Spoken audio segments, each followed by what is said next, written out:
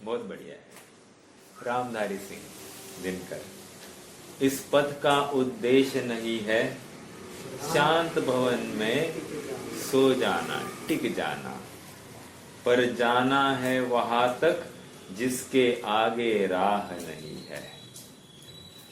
अर्थात थोड़ी सी अनुकूलता की प्राप्ति होकर वहां निश्चिंत होना गाफिल होने की निशानी है। तुम रास्ते से, अपने गंतव्य से चूक जाओगे। आप सबको कछुआ और खरगोश की कथा तो पता होगी, पता तो होनी ही चाहिए साहब। बाल गुटी में पहले यही सुनाया जाता है, मैं आत्मा को सुनाया नहीं जाता। एक था रैबिट और एक था खटोरटॉइस, ये सुनाया जाता है। चलो कोई बात नहीं, इसमें से हम बोध लेते हैं। देखो, कछुआ था और एक खरगोश था। खरगोश में कमी कुछ नहीं थी, बस प्रमादी था और थोड़ा दिमाग कम लगाता था।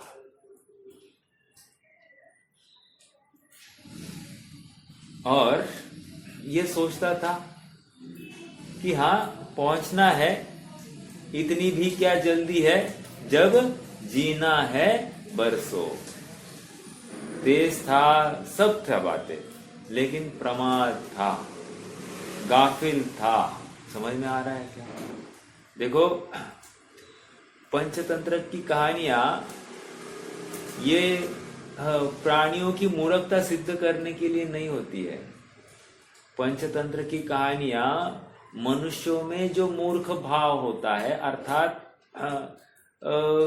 गलत सोच होती है, उस सोच को सुधारने के लिए होता है। ये पंचतंत्र की कहानी नहीं है, लेकिन ये भी कहानी हमको भी कुछ शिक्षा प्रदान कर रही है, तो हमको शिक्षा लेनी चाहिए। तो खरगोश प्रमादी था, उससे विपरीत कछुआ जानता था कि मेरी कमी क्या है, अपनी समस्याएं क्या है और मुझे क्या करना है। तो इसलिए खरगोश अपनी कमजोरी को जानता हुआ निरंतर दृष्टि पर, अपना ध्येय पर दृष्टि लगाए रखता था, और जिसकी वजह से दृष्टि, अपना ध्येय उसकी दृष्टि से ओझल नहीं होने से निरंतर मार्गस्थ बना रहा। आप समझ रहे हैं क्या? कछुए की दृष्टि ध्येय पर नहीं थी, इसलिए मार्गस्थ होते हुए भी मार्ग में ही अटक गया। समझ में आ रहा है क्या? इसलिए स्टार्टिंग मैंने आज करी थी, इस पथ का उद्देश्य नहीं है श्रांत भवन में टिक जाना, पर जाना है वहां तक जिसके आगे राह नहीं है, राह नहीं है। समझ में आ रहा है क्या? अर्थात ऐसी जगह पर पहुंच जाओ, अब आगे कुछ नहीं होगा, अर्थात सर्व सुखमय, ऐसी अवस्था को प्राप्त करना है। लेकिन जितना कथन सहज है और सरल लगता है, उतना उसके ऊपर अमल करना उतना ही कठिन है। क्यों? क्योंकि शुरुआत तो कर देता है, लेकिन अंत तक अपने ध्येय से चलित नहीं होता है। क्या है वो? प्रविचलंती, समय सार कलश है ना, प्रविचलंती का कुछ है क्या? किसी को याद है? नहीं याद, चलो ठीक है। अपने ध्येय से अपने लक्ष्य को विचलित नहीं करता है। प्रविचलंती का क्या है कलश? निंदन्ति नीति निपुणा यदि वास्तु, कोई निंदा करो या स्तुति करो। मोक्ष मार्ग प्रकाशक पेज 192 पर भी है ये उद्धृत। लेकिन यहाँ पर क्या कि कोई निंदा करता हो या मेरी स्तुति करता हो, ऐसी अवस्था में भी मैं अपने मार्ग से विचलित नहीं होऊंगा। एक मिनट, 192 का आगे शेष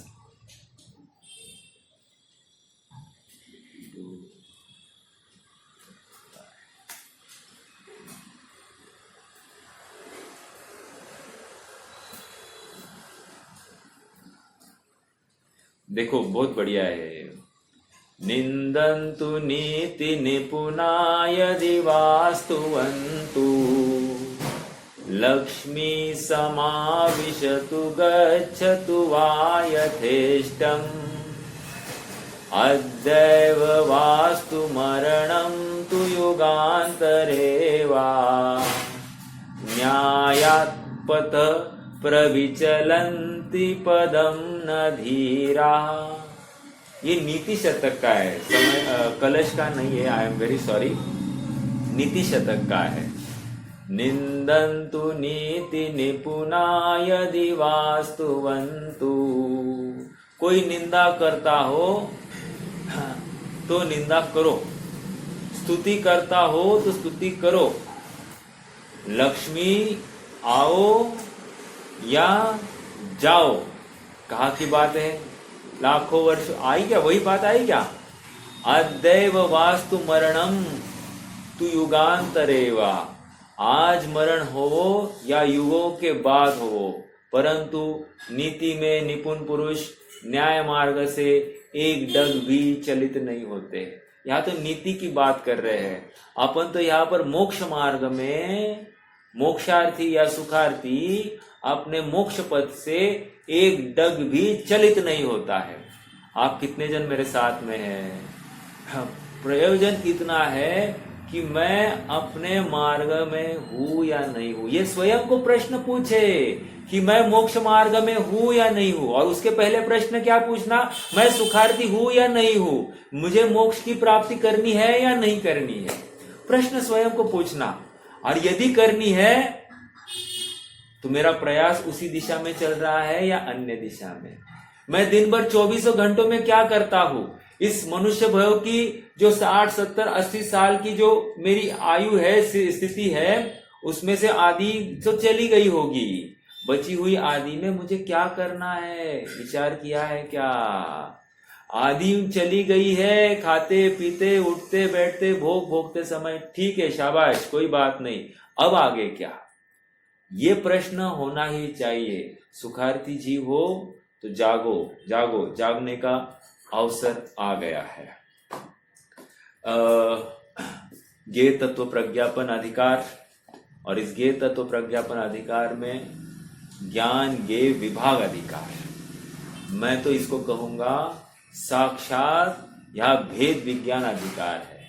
भेद विज्ञान अधिकार कहकर यह अनुभव कैसे होता है उसकी बात कर रहे हैं। समझ में आ रहा है क्या? और उसी के अंतर्गत यहाँ पर आचार्य देव कह रहे हैं, संसार का कारण क्या? कह रहे जो द्रव्य कर्म जो प्राप्त हुए हैं ना, उसका कारण क्या? कह रहे हैं ममता परिणाम। और इससे निवृत्त कैसे होगा? कह रहे मैं द्रव्य कर्म वाला हुई नहीं। ये जिस दिन विश्वास रखेगा उस दिन ये आगे बढ़ेगा। समझ में आ रहा है क्या? ये द्रव्य कर्म, ये इंद्रिया, ये प्राण मैं हुई नहीं। जब ये निर्णय होगा ना, तो उनकी देखभाल के लिए, उनकी अगुवाई करने के लिए, उनकी जी हुजूरी करने के लिए ये समर्पण नहीं करेगा। ये बोलेगा, ए इंद्रिया, ए शरीर, तुझे ये जो टुकड़ा दिया जा रहा है इसमें ही अपना निर्वाह करना है, मुझे तकलीफ का कारण नहीं बनना। समझ में आ रहा है क्या? ए रसना इंद्रिया, तेरे भोग के योग्य मैं कुछ भी नहीं खिलाऊंगा, जो सामने है उसको भोग ले। ए चक्षु इंद्रिया, तुझे जो मनोरम ऐसे दृष्टि के विषय ये मैं तुझे नहीं दिखाऊंगा, तुझे तो एक तत्व ज्ञान के लिए मैंने समर्पित करूंगा। समझ में आ रहा है क्या? हर प्रकार से इंद्रियों का अवलंबन अपने आत्मा की प्राप्ति के लिए कैसा हो, इसका विचार करना ही चाहिए। आप पकड़ रहे मेरी बात को? आइए गाथा 150-51 में हम स्वामी जी के उन अंशों को समझ रहे हैं। देखो क्या कह रहे हैं। मैं फिर से स्टार्टिंग से पढ़ूंगा, जरा फास्ट पढ़ूंगा। आज मतलब 1-1.5 पैराग्राफ तो हो गया था, लेकिन अपना क्रम से आगे बढ़ने में ठीक होगा, मतलब रूटीन भी लग जाएगा। अज्ञानी जीव चैतन्य स्वभाव के भान बिना शरीर अथवा स्त्री पुत्र आदि के प्रति ममता करता है तथा देव शास्त्र गुरु से अथवा दया दान आदि के भाव से मुझे धर्म होगा ऐसा मानकर उनके प्रति भी ममता करता है। जब तक यह जीव इस ममता रूप विकारी परिणमन का परित्याग नहीं करता तब तक विकार के निमित्त से बारंबार आठों कर्मों का बंधन होता ही रहता है और इसी कारण पुनः पुनः द्रव्य प्राणों का संबंध भी होता है। जो जो विकार किया त्यों त्यों उसको द्रव्य प्राणों का संबंध होता है। एक इष्टोपदेश का छंद है, मुझे इस प्रसंग में याद आ रहा है।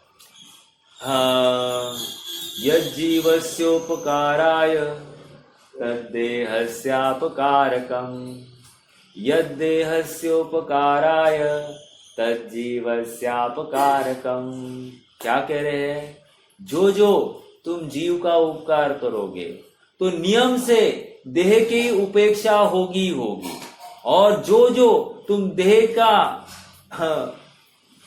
ख्याल रखना चालू करोगे नियम से जीव का अपकार किए बिना नहीं रहोगे।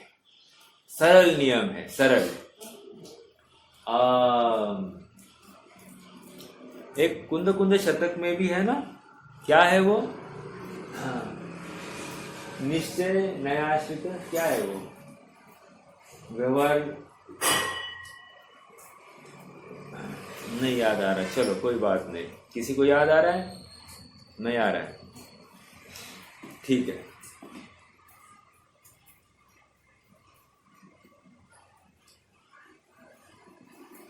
देखो, इस गाथा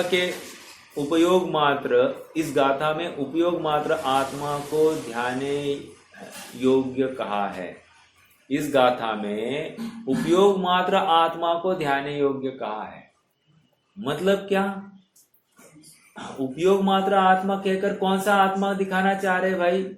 ये उपयोग मात्र आत्मा कहकर ये दृष्टि के विषय वाला आत्मा को ध्याने की चेष्टा कर रहे हैं। समझ में आ रहा है क्या हमको? देखो, और एक बात मैं बताऊँ आपको, यहाँ कह तो रहे उपयोग मात्र आत्मा, लेकिन आपको संसार अवस्था में उपयोग मात्र आत्मा कहीं दिखेगा ही नहीं, दिखेगा नहीं और देखना है। समझ में आ रहा है क्या? कैसे देखना? इसलिए बाल गुटी में यही बात सुनाई जाती है, क्या? शुद्धात्म है मेरा नाम, मात्र जानना मेरा काम, मात्र उपयोग ही मेरा कार्य है, अन्य कुछ भी नहीं। समझ में आ रहा है क्या? तो ऐसे उपयोग मात्र आत्मा को मुझे देखना है। हाँ, कम जानने वाला, अधिक जानने वाला, क्षयोक्षम वाला आत्मा यहाँ पर अब अपेक्षित नहीं है। यहाँ पर उपयोग मात्र आत्मा, जहां पर उपशम, क्षय, क्षयोक्षम आदि भावों से रहित ऐसा त्रिकाल उपयोगमय ही है, ऐसे आत्मा को ध्याना है। अर्थात निरंतर उपयोग, चेतना चेतना चेतना चेतना जहां पर परिणाम पाया जा रहा है, ऐसा आत्मा ही मुझे ध्याना है। और ये तो दिखाई नहीं दे रहा है, तो यहां पर समझना है, जहां पर मति ज्ञान या श्रुत ज्ञान दिखाई दे रहा है, वहां पर जाननपना दिखाई दे रहा है कि नहीं? उस जाननपने में पहले भी जानता था, अभी भी जान रहा है और आगे भी जानेगा, ऐसा निर्णय करना। समझ में आ रहा है? ये जाननपना कायम रहता, जहां पर रहता है वो मैं हूं। कितना जानता है, कैसा जानता है, इस बात को गौन करो। बस जानन वाला जो दिखाई दे रहा है ना, वो मैं हूं, ऐसा नक्की करो। तो क्या होगा? इस ऐसा जानने पर मुझे दीनहीन भाव आएगा ही नहीं, मैं स्वयं को महंत समझूंगा ही नहीं, ज्यादा क्षयक्षम से मैं महान और कम क्षयक्षम से या अल्प बुद्धि से मैं दीन, मैं पामर, ऐसा मैं समझूंगा नहीं। और जैसे ही ये निर्णय हो जाएगा तो मैं एक मात्र जानन वाला हूं, ऐसा नक्की होने पर मुझे मान के प्रसंग खड़े नहीं होते हैं और मैं सहज अपने शुद्धात्मा को ध्यान के लिए तत्पर हो जाता हूं। मैं अपने पदार्थ में रुचि करता हूं, उसमें डुबकी लगाता हूं, उसमें केली करता हूं। समझ में आ रहा है क्या? ये एकदम सरल मंत्र है। ये मंत्र जहां पर जो जो अवलंबन करेगा वो प्रमाद को त्यागता हुआ ही करता दिखेगा। समझ में आ रहा है क्या? आज तक मैं क्या कर रहा था? या तो क्षयक्षम बढ़ाने का प्रयास कर रहा था, या तो संयोगों की अनुकूलता की चाह कर रहा था, अर्थात संयोगों को अनुकूल करने की कल्पना कर रहा था, उससे मैं सुखी होऊंगा ऐसा समझ रहा था। लेकिन ना क्षयक्षम बढ़ाने से, ना संयोगों को अनुकूल करने से। क्षयक्षम बढ़ाना मतलब क्या?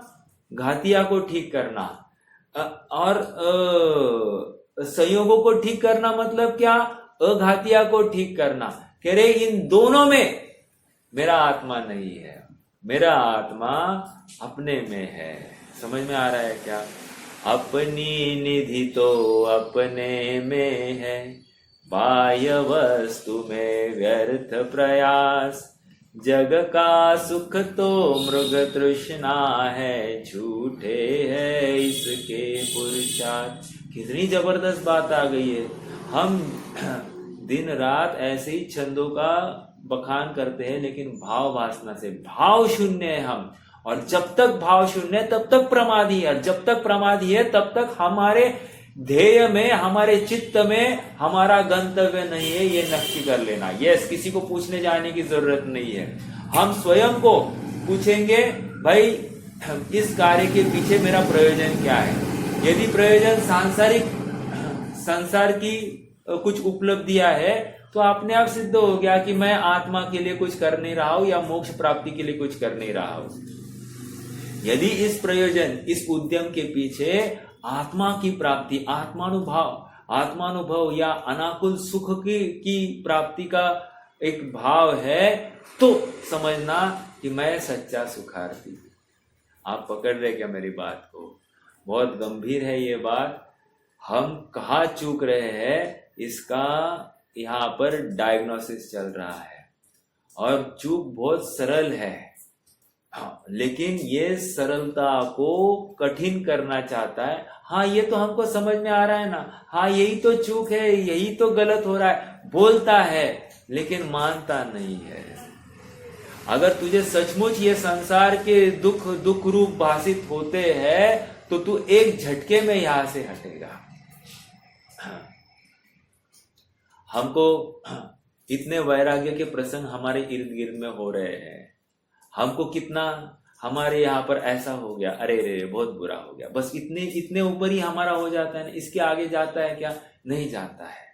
अर्थात ये क्या है? हमारी खेद वृत्ति जो है, ये श्मशान वैराग्य समान है। ये सच्चा वैराग्य नहीं है, ये सच्चा सुख नहीं है। थोड़ी सी प्रतिकूलता, देखो और एक एग्जांपल। मान लो अपने घर में पति का पत्नी के साथ में थोड़ा सा उनके आपस में कुछ संघर्ष हो जाए, संक्लेश हो जाए, तो एक खेद का वातावरण हो जाता है। पति पत्नी के प्रति खेद खिन्न होता है, पत्नी पति के प्रति खेद खिन्न होती है। यदि थोड़ा सा स्वाध्यायी होंगे तो क्या विचार करते हैं? हाँ, अब मैं इनसे विरक्त हो जाऊंगी। और पति होगा तो मैं अब इस स्त्री से विरक्त हो जाऊंगा। बराबर है कि नहीं? अब काल पाकर दोनों का जो कषाय थी या वो खेद भाव था, वो जीरो हो गया। और पत्नी थोड़ा सा मीठे स्वर में बोलती, ए जी चलो जी भोजन को गुस्सा थूक दो। अब इतना ही बोल दे, पति भी गुस्सा थूक देता है और अब बराबर राग करने लग जाता है। समझ में आ रहा है क्या?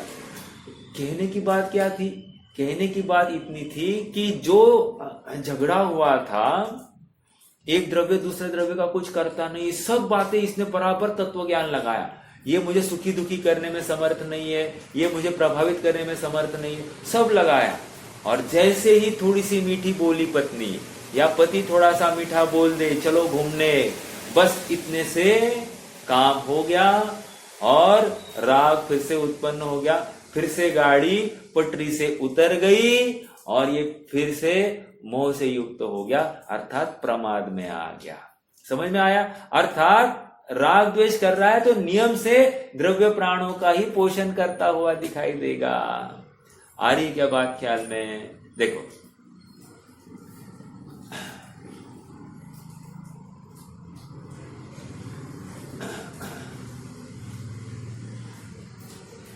अत्यंत इस प्रकार अत्यंत विशुद्ध उपयोग की आत्मा में लीनता ही प्राणों की परंपरा की निवृत्ति का अंतरंग हेतु है। खत्म। यहां पर महत्वपूर्ण मार्ग दिया है। इस प्रकार अत्यंत विशुद्ध उपयोग की आत्मा में लीनता ही प्राणों की परंपरा की निवृत्ति का अंतरंग हेतु है। प्राणों की परंपरा मतलब अविरत रूप से ना, इस द्रव्य प्राण से दूसरा द्रव्य प्राण, दूसरे द्रव्य प्राण से तीसरा द्रव्य प्राण, तीसरे से चौथा, तो ये निरंतरता है। इस निरंतरता को खंडित करना पड़ेगा और उसके लिए एक मात्र उपाय क्या है? अपना उपयोगमयी आत्मा। समझ में आ रहा है क्या? ये उपयोगवान को जैसे ही मैं दृष्टि में ले लेता हूं तो अपने आप ये प्रसंग हट जाएंगे। देखो, हमको विचार करना, हम कितने जन द्रव्य प्राणों के अभाव में जीना चाहते हैं। समझ में आ रहा है क्या? हम ये पाएंगे कि द्रव्य प्राण के बिना मेरा एक कदम भी नहीं चलता। नहीं, द्रव्य प्राण तो चाहिए, द्रव्य प्राण तो चाहिए, और ये मुक्त भी होना चाहता है। द्रव्य प्राण भी चाहिए और मुक्त भी होना चाहते। ये दोनों बातें कैसे हो सकती है? इस संसार द्रव्य प्राण वाली अवस्था में ही मैं द्रव्य प्राण से जीता नहीं हूं, ये जिसे स्वीकार हो जाएगा वही आगे बढ़ने वाला है। ये विश्वास, और उस विश्वास की यूं कहिए कि परीक्षा अनेक अनेक अवसरों में की जाएगी और हर अवसरों में ये भेद विज्ञान पूर्वक आगे बढ़ता हुआ दिखाई देगा। समझ में आ रहा है क्या? गाथा 150 में किसी को प्रश्न है क्या? गाथा सर, तुमचा माइक म्यूट करा। इस गाथा 150 में कहा है कि देह प्रधान दृष्टि प्राणों की परंपरा का कारण है, और 151 गाथा में कहा है कि ज्ञान स्वभाव प्रधान दृष्टि ही प्राण के अभाव का कारण है, अर्थात वही संसार के नाश का उपाय है। कितनी सरल लाइन बताई ना, 2 लाइन में खत्म कर दिया कि द्रव्य प्राण प्रधान देह प्रधान दृष्टि ही प्राणों की परंपरा है, और ज्ञान स्वभाव प्रधान दृष्टि ही प्राण के अभाव का कारण है। ज्ञान प्रधान, ज्ञान स्वभाव प्रधान। ज्ञान स्वभाव प्रधान क्या है? ज्ञान स्वभाव क्या है? कौन बताएगा? ज्ञान स्वभाव क्या है?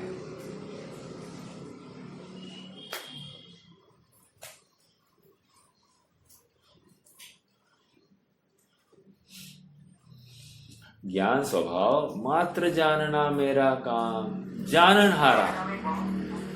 हाँ, पारिणामिक भाव, बिल्कुल। और स्वभाव क्या है? जानता हूं, स्व से जानता हूं, पर से जानता नहीं हूं। समझ में आ रहा है क्या? ये ज्ञान स्वभाव। और क्या है ज्ञान स्वभाव? ज्ञान स्वभाव 3 लोक 3 काल को जानने की युगपत सामर्थ्य वाला है। ज्ञान स्वभाव पर का आश्रय लिए बिना स्वयं से जानने वाला है।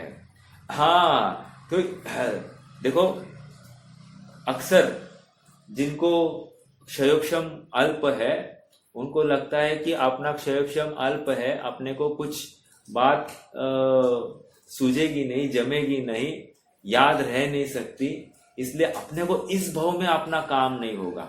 लेकिन यहां पर यह समझा रहे, नहीं, ऐसा नहीं है। तेरा क्षयोक्षम कम है इसलिए तुझे सम्यक तो नहीं होगा, ऐसी बात नहीं है।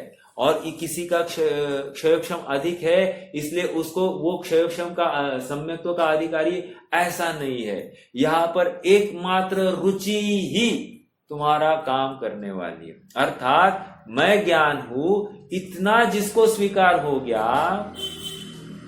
उसका काम होने वाला है।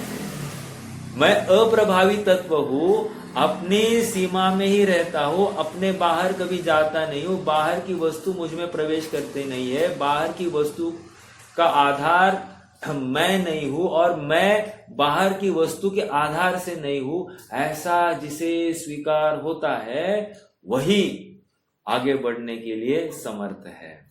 समझ में आ रहा है क्या? अब इस पर्टिकुलर केस में आप मुझे बताइए कि हम अभी क्या मान रहे हैं कि मैं इस पर्टिकुलर घर में अभी क्यों हूं?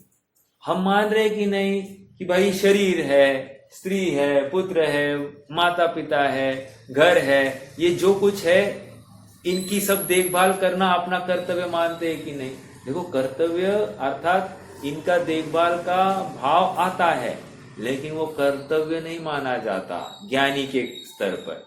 ज्ञानी होते हुए को जान रहा है, लेकिन वो नियम से जानता है मैं तो जाननहारा हूं, अर्थात मेरा सुख मेरे आत्मा में है, बाहर से सुख आता नहीं। रुपया, पैसा, स्त्री, पुत्र आदि के आधार से सुख नहीं है, सुख तो आत्मा का परिणाम है। समझ में आ रहा है क्या?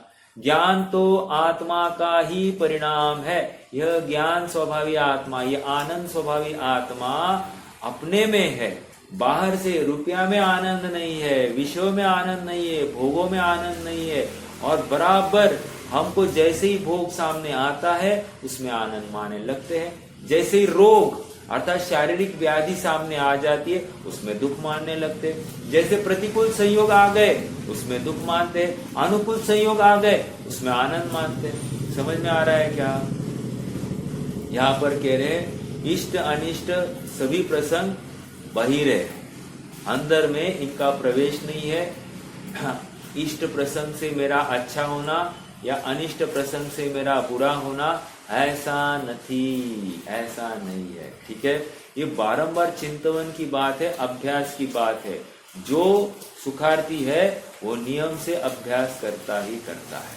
ठीक है, शास्त्र अभ्यास करने का फल एकमात्र वितरागता है। हाँ, अन्य कुछ भी नहीं। आप प्रथमानुयोग पढ़ो, आप चरणानुयोग पढ़ो, आप कर्णानुयोग पढ़ो या आप द्रव्यानुयोग पढ़ो, कोई भी अनुयोग पढ़ो, प्रयोजन एकमात्र वितरागता है। यदि वितरागता का पोषण नहीं हुआ है तो वो हमारा उद्यम जो है वो कार्यकारी नहीं है। समझ में आ रहा है क्या? कोई कहे साहब अभी नहीं बाद में तो होगा, हाँ ठीक है, हम इसको मान लेते चरणानुयोग की अपेक्षा कि ये अभी बीजारोपण हो गया है, भविष्य में उसका काम होगा। लेकिन याद रखना, भविष्य में यदि वो संगी बना रहा तो काम होगा, यदि संगी नहीं हुआ तो गया काम से। ये इतनी मेहनत की है ना, इतना सब स्वाध्याय किया है ना, सब पानी लेने जाएगा। क्यों? एक बार असंगी हो गया सारा संस्कार धुल जाएगा, पूरा संस्कार धुल जाएगा। जितना जिनवानी जिन वचन सुने हैं, ये तत्व चिंतन की बातें सुनी है, सब साफ होगा। समझ में आ रहा है क्या? जितने 8 मूल गुण को धारण किया है और निरंतर संस्कारित किया है स्वयं को, सब धुल जाएगा। जितना सप्त व्यसनों का त्याग करके स्वयं को एक सुसंस्कृत व्यक्ति रखा है, सब धुल जाएगा। जितने दया, दान, व्रत आदि, तप आदि के परिणाम किए थे, सब धुल जाएंगे। समझ में आ रहा है क्या? ये तब तक ही है जब तक तुम संगी बने रहते हो। एक बार संगीपना गया, सब खत्म। ओके, तो इसलिए समझदारी यह है कि अगले भव की राह नहीं देखना, इसी भव में मुझे काम करना है, इस बल पर, इस विश्वास पर आगे बढ़ना है। समझ में आ रहा है क्या? देखो, एक प्रश्न करूं क्या? प्रश्न करता हूं। 4 वृक्ष है, 4। एक है बांस का वृक्ष, एक है बबूल का वृक्ष, एक है नीम का वृक्ष और एक है आम का वृक्ष। कौन से वृक्ष की छाया में रहना ठीक है? उसके पहले और एक मैं हरिवंश राय बच्चन का एक छोटा सा छंद मैं दोहराता हूं। वृक्ष हो भले खड़े, भले बड़े, भले घने, एक पत्र की छाव भी तू मांग मत, मांग मत, मांग मत। अग्निपथ, अग्निपथ, अग्निपथ। फिर से मैं ये कह रहा था, बांस का वृक्ष है, बबूल का वृक्ष है, नीम का वृक्ष है, आम का वृक्ष है। कौन से वृक्ष की छाया की अपेक्षा मुझे रखनी चाहिए?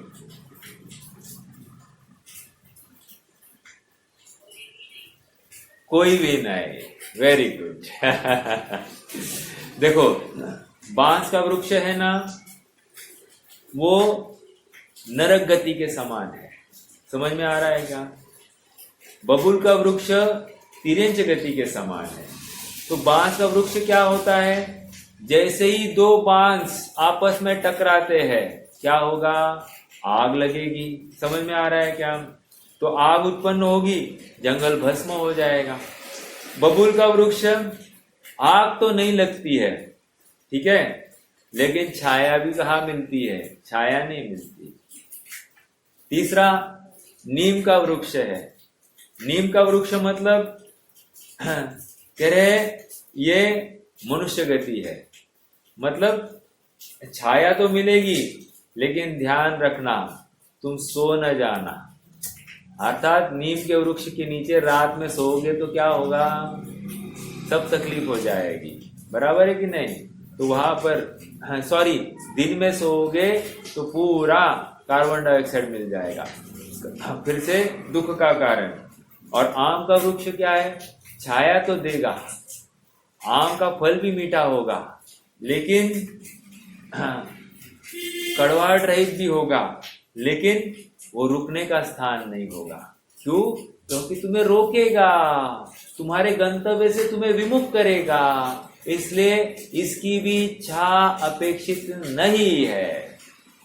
जो मोक्ष पथ पर चला है उसको किसी भी पत्र की छाव इच्छित नहीं है। इसलिए वृक्ष हो भले खड़े, एक भले खड़े, भले बड़े, भले घने, एक पत्र की छाव भी तू मांग मत, मांग मत, मांग मत। देखो कवियों की सोच कितनी ऊंची होती थी। आप पकड़ रहे मेरी बात को?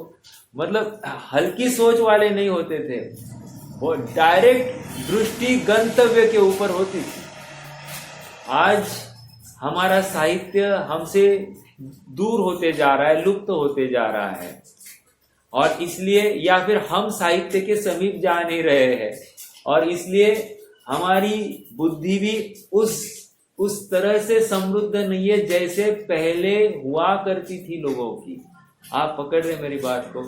मतलब पहले के पॉलिटिशियंस भी अच्छे, हाँ, मतलब साहित्य को पढ़े हुए वाले होते थे। आज वैसे नहीं रहे हैं। आज तो मात्र धनार्जन एक ही प्रयोजन है। दिन रात विटामिन एम का चिंतन चलता है और उसी की वृद्धि कैसे होगी इसी का विचार चलता है।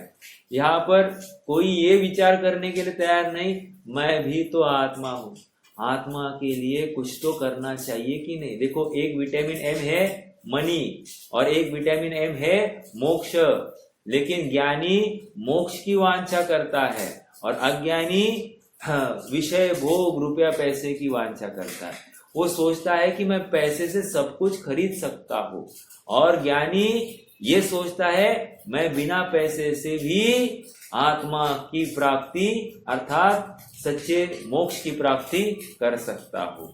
अर्थात आत्मा की प्राप्ति के लिए पैसे की जरूरत नहीं है।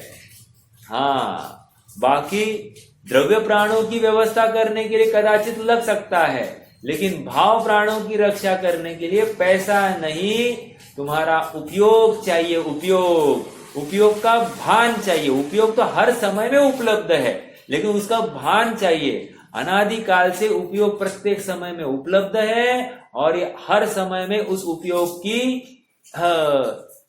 उसको उपेक्षा करता है और ये निरंतर इस चतुर्गति में भटक रहा है। समझ में आ रहा है क्या? उपयोग उपलब्ध और उसकी उपेक्षा, ये उपेक्षा का फल संसार परिभ्रमण है। ये समझ नहीं रहा है। यहाँ पर दुख भाषित ही नहीं हो रहे ना। जब तक दुख भाषित नहीं हो तब तक ये हटने के यत्न नहीं करे। चलो एक प्रश्न आप सबको, हम में से जेल कौन कौन जाना चाहता है? हाँ, जेल कौन कौन जाना चाहता है? कोई तो एक जन बताओ, हाँ मैं जाना चाहता हूं, बोलिए।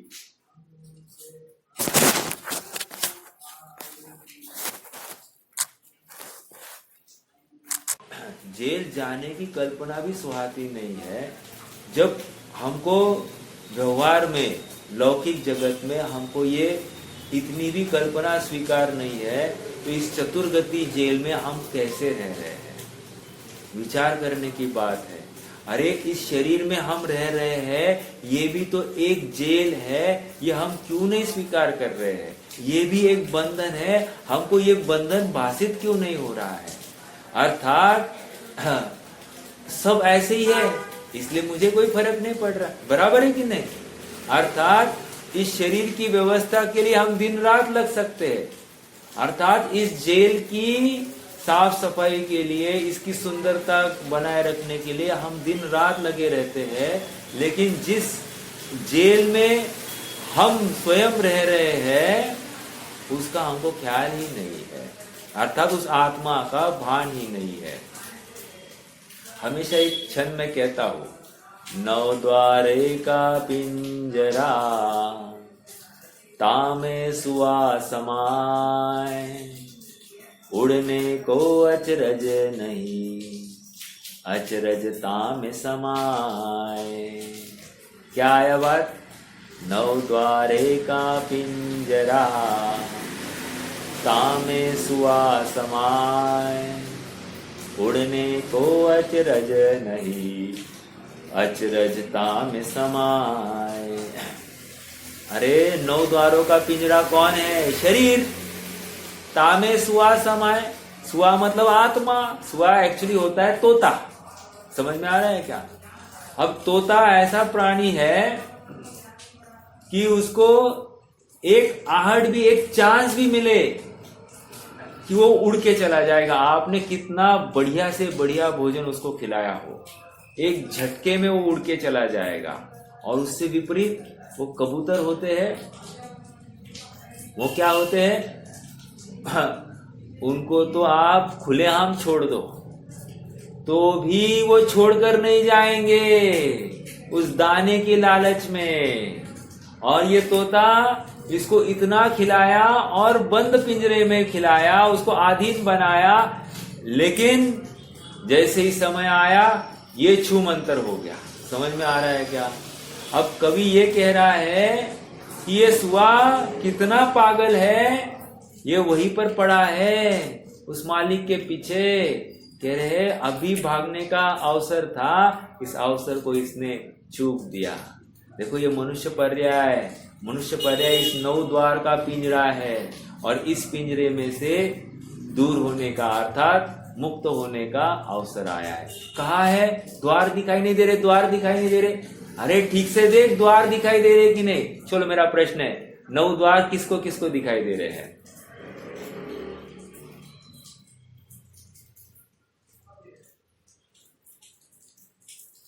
अरे उन द्वारों को देखने वाला कौन है? ये 2 आंखें है, ये नाक है, ये कान है, ये मुख है, ये स्पर्श इंद्रिया है। ये कौन देख रहा है? कौन देख रहा है? अरे इनमें से झांकने वाला कौन है? वो आत्म राम है। अरे बाबा वो आत्म राम है, बस उस आत्म राम को देखो। और जो देख रहा है वो मैं हूं, ये नक्की करो। जो दिख रहा है वो मैं नहीं हूं, जिसमें दिखाई दे रहा है वो मैं हूं। 2 बातें कही, एक तो देखने वाला मैं हूं और जिसमें दिखाई दे रहा है वो मैं हूं। समझ में आ रहा है क्या? जहां से देख रहा है वो मैं नहीं हूं। अब अज्ञानी क्या देखता है कि ये आंखों से मैं देख रहा हूं, कानों से सुन रहा हूं, अर्थात इन ग्रहण करने वाले द्वार में से द्वार ही मैं हूं, ऐसा ये मान रहा है। जबकि द्वार नहीं, द्वारों के माध्यम से जो खिड़की खुली है वो खिड़की में से झांकने वाला वो आत्मा मैं हूं। समझ में आ रहा है क्या? तो ये द्वारों के माध्यम से अगर हम अपना आत्मा पकड़ नहीं पा रहे हैं तो ये मनुष्य भव तो बेकार जा रहा है। और सुनिए, इतना निर्णय करने का सामर्थ्य तो हर किसी जीव का हो गया है। मतलब मैं मरने वाला हूं, ये सबको पता है। मैं चाहे जितना इलाज कराऊं, लेकिन मरना अटल है, ये हर किसी को स्वीकार है। जब मरना अटल है, निश्चित है, तो फिर ये अपने उपयोग को आत्मा में क्यों नहीं डालता है? समझ में आ रहा है क्या? देखो, उदाहरण में तो ये बात थी कि वो तोते को उड़कर जाना है। अपने यहाँ पर उड़ने की बात नहीं है, अपने यहाँ पर एक इतना ही करना है कि मैं शरीर नहीं, खत्म, मैं इंद्रियों से जानता नहीं। दो, ये मेरे लिए सुख का या दुख का कारण नहीं, ये मेरे लिए ज्ञान का कारण नहीं, ऐसा नक्की करता हुआ जो जीव है वही स्वभाव में संतुष्ट होता है। समझ में आ रहा है क्या? पहले नक्की तो करे कि जो देख रहा है वो मैं हूं, जहां दिख रहा है वो मैं हूं, ये नक्की करो।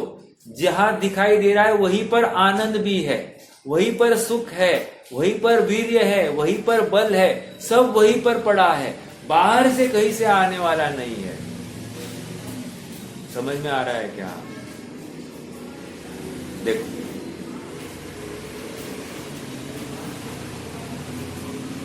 देखो, तत्व ज्ञान के अभाव में जीव कहाँ नहीं भटकता है, उसकी सीमा नहीं है।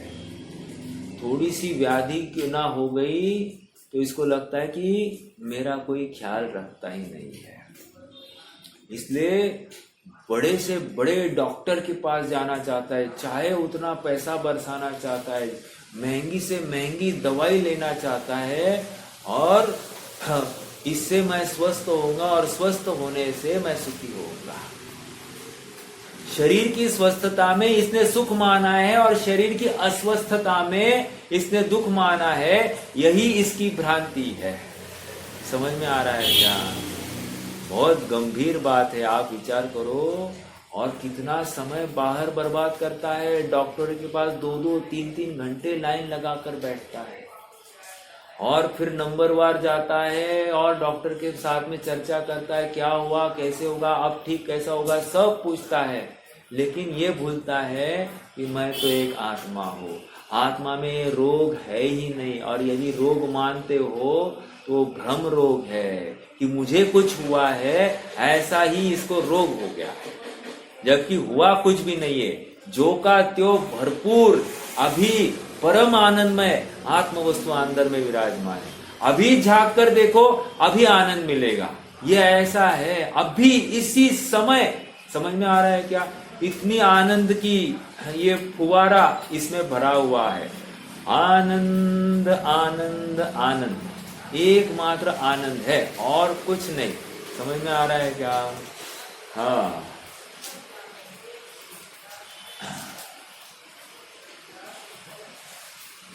वो एक छंद याद आ रहा है, ऊंचू आत्मा हूँ, आत्मा हूँ, आत्मा, ऊंचू आनंदनु, आनंदनु, आनंदनु धाम। अरे अनंत अनंत अनंत अनंत आनंद का धाम मैं हूँ। इतना अनंत आनंद है, अपरिमित अक्षय वैभव। अरे मैं अपरिमित मतलब असीमित आनंद से भरपूर हूँ, असीमित, जिसकी सीमा ही नहीं है, इतना आनंद है। आप कल्पना तो करिए, ये आनंद का कंद किस जाति का होगा अपना।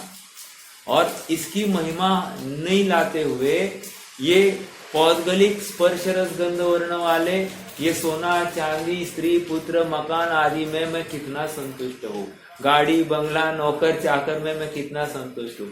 आज एक सुन रहा था, आश्चर्य होगी बात आपको सुनकर, मतलब कहाँ कितना पैसा बर्बाद हो रहा है ये आपको ख्याल में आएगा। ऐसा सुना कि मार्क जुकरबर्ग, उसने एक टी शर्ट पहनी थी, वो टी शर्ट है ना 1.5 करोड़ की एक टी शर्ट, 1.5 लाख की, सॉरी 1.5 लाख की होगी, नॉट करोड़, 1.5 लाख की होगी, 1.5 लाख। हाँ मोटा भाई, हाँ मुकेश अंबानी की एक शर्ट 80 से 90 हजार की।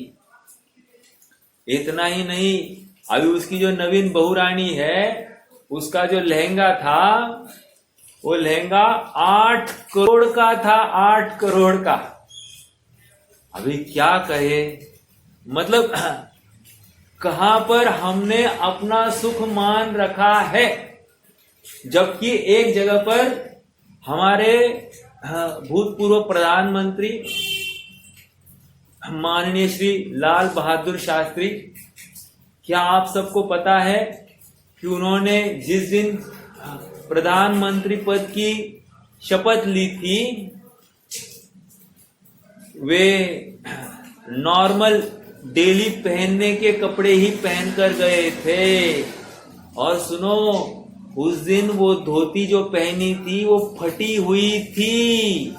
ओ माय गॉड, समझ में आ रहा है क्या? मतलब तफावत दिखाई देती है क्या? तफावत, एक देशभक्ति कूट कूट कर भरी है और एक देशभक्ति का मात्र दिखावा।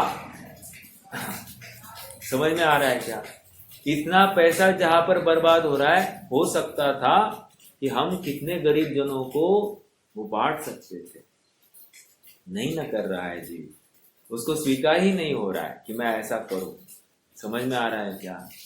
हाँ, विषयों में भोगों में खर्चा कर सकता है, लेकिन किसी भूखे को भोजन नहीं खिला सकता, किसी का इलाज के लिए कुछ प्रयास नहीं कर सकता है, गवर्नमेंट को ज्यादा टैक्स नहीं दे सकता, गवर्नमेंट को कैसे निचोड़ सकता है वो देख रहा है।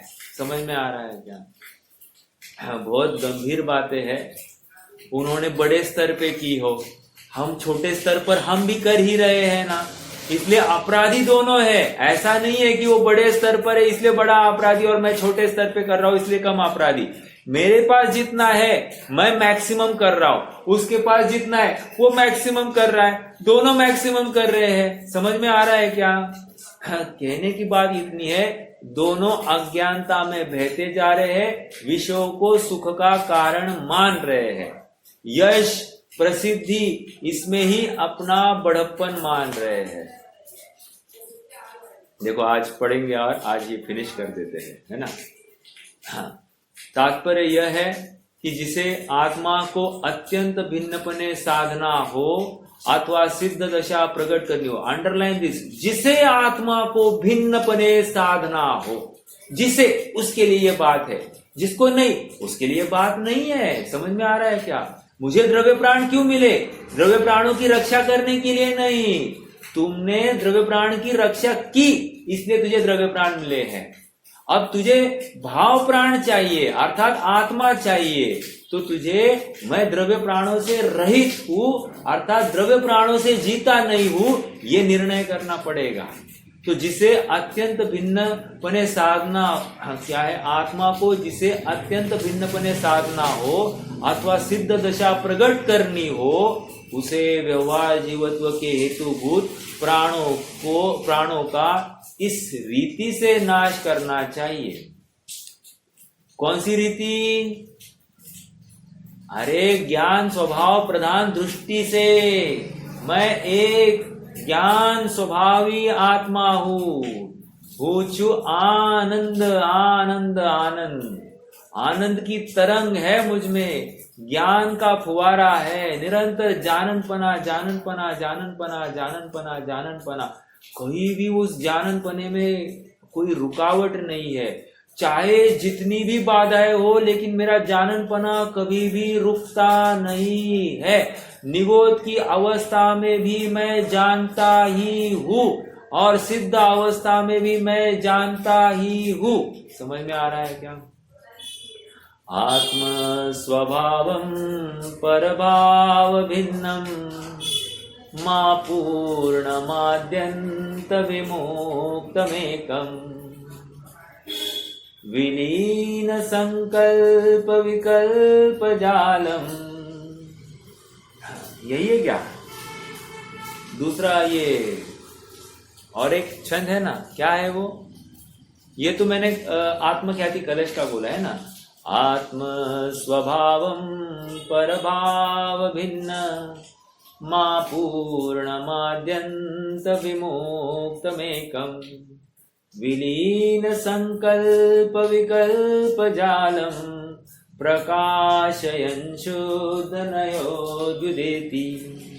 वहां पर तो ये कह रहे हैं कि इसका प्रकाशन वो शुद्ध नहीं करता है, लेकिन वो आत्म स्वभाव कैसा है? आत्म स्वभावं परभाव भिन्नम मा पूर्णमाद्यंत विमुक्तमेकम्।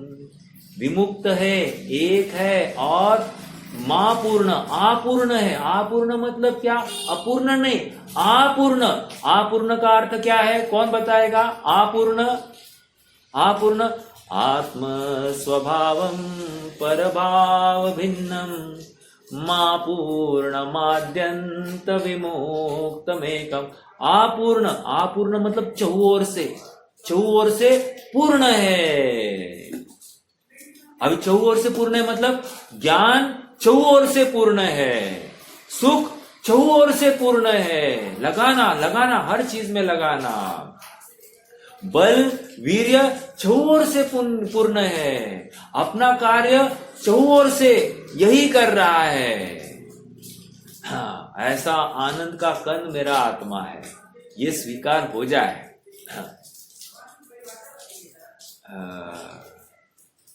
आइए थोड़ा पढ़ते हैं। तात्पर्य यह है कि जिसे आत्मा को अत्यंत भिन्नपने साधना हो अथवा सिद्ध दशा प्रकट करनी हो, उसे व्यवहार जीवत्व के हेतुभूत प्राणों का इस रीति से नाश करना चाहिए। 5 इंद्रिया, शरीर, मन, वाणी सभी जड़ है। एक क्या क्या कहा? 5 इंद्रिया, शरीर, मन, वाणी सभी जड़ है। वे आत्मा के स्वरूप नहीं, आत्मा ज्ञान स्वभाव है। उसकी प्रतीति करके मतलब मैं जानन हारा हूं, जानन वाला प्रत्येक समय में ये जाननपना वो है मेरा स्वभाव, मैं इसके अलावा अन्य कुछ भी नहीं। अर्थात मुझे कोई पागल कहे कोई प्रॉब्लम नहीं, कोई मुझे ग्रेट कहे कोई फर्क नहीं पड़ता। ग्रेट कहने से मैं ग्रेट होता नहीं और पागल कहने से मैं पागल होता नहीं। मैं तो एक जाननहारा हूँ। समझ में आ रहा है क्या? आनंद का कंद हूँ। समझ में आ रहा है क्या? है शक्तियों का संग्रहालय। मैं अनंत शक्तियों का संग्रहालय हूँ, रत्नों का पिटारा हूँ। समझ में आ रहा है क्या? इतने आनंद से भरपूर हूँ कि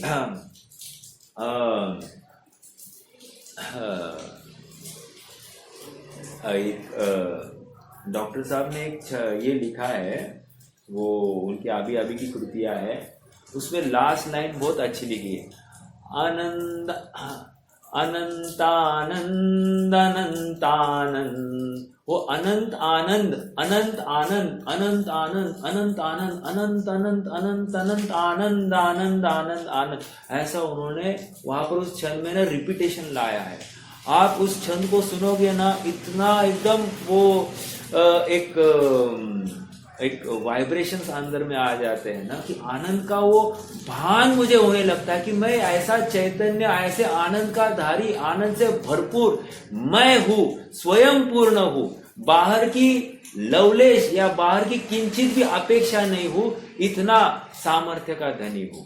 ये जिसे विश्वास आता है ना, पर का अवलंबन लेना छोड़ देता है। देखो इतना विश्वास आना ही चाहिए, इतना कॉन्फिडेंस आना ही चाहिए, मैं ही अपना गुरु हूं, इस आनंद से भरपूर हूं। ऐसा विश्वास को धारण करने वाला ही जीव आगे बढ़ता है। याद रखना इस बात को, भूलना नहीं बिल्कुल। ये जो अभ्यास चल रहा है ना, बिल्कुल अपन क्रीम टाइम अपन दे रहे हैं, इससे उत्कृष्ट अन्य कोई पुण्य हो नहीं सकता जगत में। ये इतना हमारे स्वभाव की महिमा का बखान जिसमें किया जा रहा है, ऐसे समय बिना पुण्य के खड़े नहीं हो सकते। और इस पुण्य के समय में किया गया अप्रतिहत पुरुषार्थ ही सच्चा कार्य करने के लिए वो कार्यकारी होता है। समझ में आ रहा है क्या? सच्चा मतलब सिद्ध अवस्था की प्राप्ति का यहीं पे बीजारोपण होने वाला है, विश्वास यहीं पे प्रकट होने वाला है। जब तक ये विश्वास नहीं होता है, ये पामर भिखारी बन के हर जगह पर घूमते रहता है। समझ में आ रहा है क्या? हमको लगता ही नहीं मैं भिखारी हूं। समझ में आ रहा है? अरे हम इंद्रियों की वांछा कर रहे हैं, इंद्रियों का आश्रय ले रहे, ये और क्या है? पराधीनता नहीं तो और क्या है? अरे इंद्रिया ठीक हो तो मैं देख पाऊं, इंद्रिया ठीक हो तो मैं सुन पाऊं, इंद्रिया ठीक हो तो मैं कुछ खा पाऊं, पेट ठीक हो तो मैं कुछ पचा पाऊं, है हाथ ठीक हो तो, हाथ पैर ठीक हो तो कुछ कर पाऊं, चल पाऊं। ये है कि नहीं? ये स्पर्श इंद्रिया ठीक हो, इसके लिए हवा पानी सब ठीक हो तो ठीक, नहीं हो तो मैं बहुत तकलीफ में हूं। समझ में आ रहा है क्या? आप थोड़ा सा विचार करो, इतनी पानी बरस रहा है और ऐसे पानी में 4-4 महीना ऐसे ही बैठे रहना, ऐसे ही बैठे रहना, क्या पॉसिबल है क्या? इस अवस्था में अपने को परम आनंदमय देखना, ये बाहर की व्यवस्था मुझे ना सुख का कारण है ना दुख का कारण है, ऐसा अद्भुत सामर्थ्य कहां से आता है? वो मैं हूं उसमें से आता है। समझ में आ रहा है क्या? अरे घर में बैठकर एटलीस्ट निर्णय तो कर सकते हैं कि नहीं? घर में बैठकर हम और कैसे अच्छे रह सकते इसका विचार कर रहे हैं, लेकिन हम वो जंगल की अवस्था जब मेरी प्रकट होगी उस समय में मैं कैसा पुरुषार्थ करता रहूंगा, इसका निर्णय हम नहीं कर पा रहे हैं। समझ में आ रहा है? हम दिन भर, ये 8 दिन हो गए यार, बारिश रुकी नहीं है, कितनी बारिश हो रही है, ये बारिश रुकने का नाम क्यों नहीं ले रही, सूरज अभी तक आया क्यों नहीं? हमको ये प्रश्न आते कि नहीं? उनको इसमें से कोई प्रश्न नहीं आता है। ये एक अपना ज्ञान का मार्तंड मतलब वो ज्ञान का सूरज उनको दिखाई दे रहा है, उनको अन्य कुछ भी नहीं चाहिए। समझ में आ रहा है क्या? वहां पर आनंद की धारा बह रही है, उनको अन्य बाहर की वर्षा से कोई फर्क नहीं पड़ रहा है, इतनी आनंद की धारा बह रही है। आप पकड़ रहे हैं क्या मेरी बात को? ये विश्वास उस आत्मा के अवलंबन से है। जब आत्मा किसी को भाता है, उसको बाहर की कोई भी चीज रुचती ही नहीं, चाहिए ही नहीं, उसको चाहिए ही नहीं। ये शरीर रहे अथवा जाए कोई फर्क नहीं पड़ता, कोई फर्क नहीं पड़ता। आहा, सनत कुमार चक्रवर्ती, अरे 700 साल उस कोड को लेकर बैठा है, 700 साल, और 700 साल कोड लेकर बैठा है, रिद्धि प्रकट हो गई है, लेकिन उसको शरीर को ठीक करने का विकल्प तक नहीं छू रहा है। विकल्प, आप विचार करो, हमको होता तो हम क्या करते? पहले करते कि नहीं करते? ये करते मतलब क्या? इतना सा विकल्प करने से मिथ्यात्व में खड़ा हो जाता। शरीर बुद्धि, शरीर को इष्ट जाने बिना ये विकल्प आता ही नहीं है। समझ में आ रहा है क्या? बहुत गंभीरता से विचार करना, शरीर को कितना पोषण करना, कितनी व्यवस्था करना, हम निरंतर इसको प्रतिकूलता खड़ी करें इस शरीर के लिए, और इसको बोले तुझे इसी में जीना है, ऐसे ही जीना है, और उस समय अपने भेद विज्ञान या अपनी आत्मदृष्टि का परीक्षण करना है कि मुझे इस समय में आत्मदृष्टि हो रही कि नहीं हो रही, इस समय में मुझे आत्मा आनंदकारी लगता है कि नहीं, ये विचार करना है। तो सच्चा सुखार्थी मैं तभी होऊंगा। मान लो भोजन में कुछ कम हो जाए, उस समय में मुझे आकुलता नहीं होवे, उसमें मुझे आत्मबुद्धि दिखाई दे, ये मेरे ज्ञान का गेय बन रहा है, बस ये तुम्हारी रुचि का वो पैमाना होगा। समझ में आ रहा है क्या? ये बाहर में इतनी गर्मी है, इतनी बारिश है, जो कुछ है या इतनी ठंड है, ये मुझे प्रभावित करने में समर्थ नहीं है। मैं तो आनंद की गुफा में बैठा हूं। ऐसा जिसे स्वीकार होता है वो अपने आप प्रभावित नहीं होता। समझ में आ रहा है? देखो, यथार्थ ज्ञान बिना, देखो मिल रहा है, नीचे का पैराग्राफ है, यथार्थ ज्ञान बिना सम्यक्त्व नहीं होता, सम्यक्त्व बिना चारित्र नहीं होता, चारित्र बिना केवल ज्ञान नहीं होता, और केवल ज्ञान बिना सिद्ध दशा नहीं होती। इसलिए सर्वज्ञ भगवान ने जैसा जाना है और कहा है वैसा जानो। देखो, आज्ञा है, जैसे भगवान ने वस्तु को जाना है, आत्मस्वरूप जाना है, वैसे तुम भी जानो, और तुम निर्णय करके जानो, परीक्षा करके जानो, लेकिन जानो। प्राणों से भिन्न होने का यही एक उपाय है, दूसरा कोई उपाय नहीं। इस प्रकार इन गाथाओं में यही कहा गया है कि जब तक आत्मा शारीरिक विषयों में ममत्व करना नहीं छोड़ता, उन्हें अपना मानना और उनसे राग द्वेष करना नहीं छोड़ता, तब तक कर्म बंध होता है और कर्मोदय से बारंबार अन्य गतियों में शरीरादिक प्राणों को धारण करता है। और जो आत्मा ज्ञानानंद स्वभावी निज आत्मा को ही अपना जानता मानता है, उसमें ही अपनापन स्थापित करता है, उसका ही ध्यान करता है, विषयों से रंजित नहीं होता, अपने प्राणों का संयोग नहीं होता, उसके प्राणों का संयोग नहीं होता, अर्थात वह मुक्त हो जाता है। समझ में आ रहा है क्या? मुक्ति का सोपान, मुक्ति के मार्ग पर आगे बढ़ना है तो मैं अबद्ध स्वभावी हूँ, मैं मुक्त स्वभावी हूँ, ये पहले विश्वास लाओ। समझ में आ रहा है क्या? हम अभी भी अपने को बंधन में ही मान रहे हैं। कभी मोह का बंधन है, कभी रक्षा का बंधन है, कभी कर्तृत्व का बंधन है, कभी भोक्तृत्व का बंधन है, कभी स्वामित्व का बंधन है, ये सब, कभी एकत्व का बंधन है। बंधन के बिना स्वयं को देखो, अबद्ध, अस्पृष्ट, अनन्य, अन्यद। समझ में आ रहा है क्या? बंधा नहीं हूँ, स्पर्श करता नहीं हूँ, अनन्य, अन्य जाति मतलब गति रूप होता नहीं हूँ। देखो तो सही स्वयं को, इस आनंद से भरपूर आत्मा को, जो कभी इस अवस्था रूप हुआ ही नहीं है। ऐसे आत्मा का तुम निर्णय करो, तुम निश्चित ही इस शाश्वत सुख और सिद्ध अवस्था को प्राप्त हो जाओगे। इन्हीं वचनों के साथ विराम लेते हैं। कोई प्रश्न होगा तो रख सकते हैं।